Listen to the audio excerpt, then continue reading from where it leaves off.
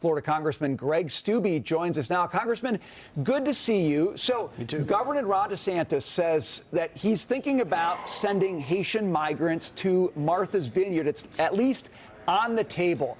But I got to ask you, how would Florida handle a rush of migrants in your state, such as we're talking about here?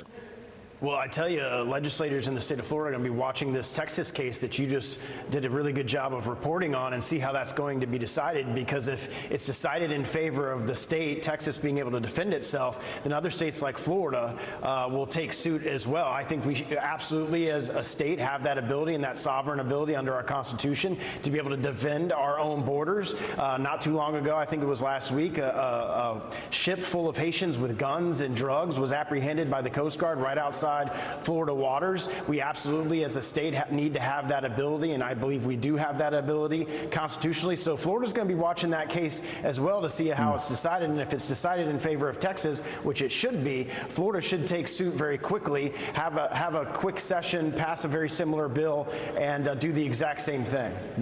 Congressman, there are hearings, House Agriculture Committee hearings on this issue about China buying up farmland next to crucial or in crucial spaces across the United States. Now, why this has happened so far and there hasn't been a stop to it, that's a separate conversation. But what's the one thing that needs to happen to end what's happening? And I'm just also wondering, in some of these conversations and these hearings, what do people who are pro-China buying up the farmland, what do they have to say? How do they defend that stance?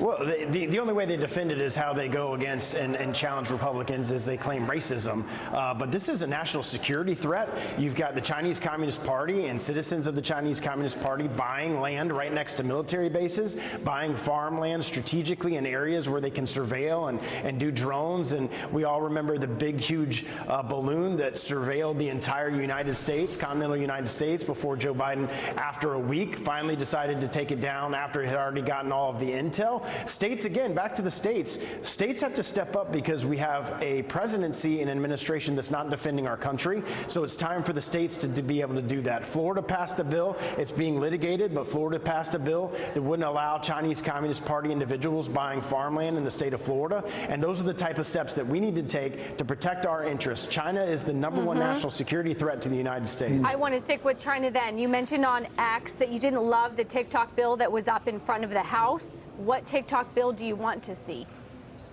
Look, there was some significant issues there with the TikTok bill, and as it's now being talked about, there was one provision in there that had significant problems, which I think as that bill goes to the Senate, hopefully it can be, that provision can be amended out, and hopefully we can get it back to the House.